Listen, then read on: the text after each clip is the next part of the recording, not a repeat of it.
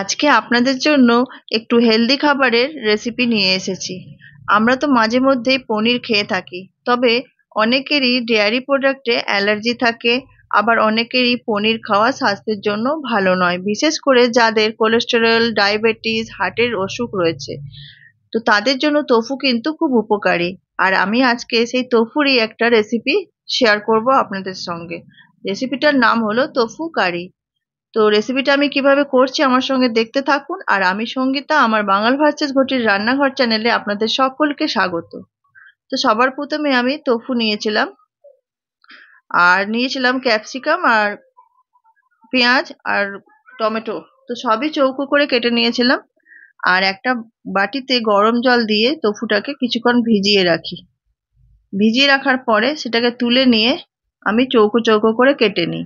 কেটে রাখা টোফুগুলোকে নিয়ে একটা বাটির মধ্যে রেখে তার মধ্যে একে একে গোলমরিচ গুঁড়ো, কাশ্মীরি লঙ্কার গুঁড়ো, হলুদ গুঁড়ো, জিরে গুঁড়ো, ধনে গুঁড়ো, পরিমাণ মতো লবণ আর অল্প সাদা তেল দিয়ে ভালো করে ম্যারিনেশন করে রেখে দিতে হবে। এইভাবে ম্যারিনেশন করলে টোফুর গায়ে যে একটা কোটিং হয়, সেটা ভাজার পর খেতে খুব ভালো লাগে। যেহেতু এটা সয়াবিন দিয়ে তৈরি, এটা কিন্তু স্বাস্থ্যের জন্য খুবই উপকারী। তারপরে গ্যাসে কড়াই বসিয়ে অল্প তেল দিয়ে তার মধ্যে গোটা গরম মশলা আর কেটে রাখা পেঁয়াজটা দিয়ে হালকা নাড়াচাড়া করি।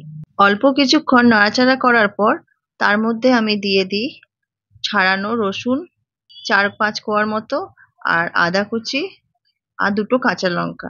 ঝালটা এখানে আপনারা আপনাদের মতো কম বেশি করতে পারেন। তারপরে আমি দিয়ে দিই চারমগজ আর কাজু, সেটাকেও ভালো করে নাড়াচাড়া করে নিই। কিছুক্ষণ নাড়াচাড়া করার পর তার মধ্যে কেটে রাখা টমেটোটাকেও দিয়ে দিই। টমেটোটা দেওয়ার পরে অল্প নুন অ্যাড করে দিই। নুনটা দেওয়ার পর ভালো করে নেড়ে নিয়ে তার মধ্যে অল্প জল দিয়ে ফুটতে দিই। জলটা যখন কমে আসে তখন গ্যাসের ফ্লেমটা বন্ধ করে ঠান্ডা হয়ে যাওয়ার পর পেস্ট বানিয়ে রেখে দিই। এদিকে গ্যাসে আর একটা ফ্রাইং প্যান বসিয়ে তার মধ্যে অল্প তেল দিয়ে তার মধ্যে টোফুগুলোকে লাল লাল করে 2 পিঠ ভেজে নিয়ে আমি তুলে রাখি। তো আমার এই রান্নাটা আপনারা যদি ফেসবুক থেকে দেখে থাকেন তাহলে পেজটা ফলো করে পাশে থাকবেন, আর ভালো লাগলে লাইক কমেন্ট করে বন্ধুদের মধ্যে শেয়ার করে দেবেন। ভেজে নেওয়ার পর তুলে রাখি। আর যে তেলটা থাকে তার মধ্যে চৌকো করে কেটে রাখা পেঁয়াজগুলোকে দিয়ে হালকা নাড়াচাড়া করি। এখানে পেঁয়াজগুলো ভাজা ভাজা হবে না, জাস্ট অল্প একটু ভাজা হবে। তার মধ্যে অ্যাড করে দিই ক্যাপসিকাম।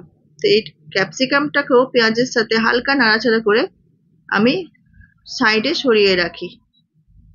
তো রান্নাটা একবার হলেও আপনারা এইভাবে বানিয়ে খেয়ে দেখবেন, বাড়ির সকলের ছোট থেকে বড় সবারই পছন্দ হবে।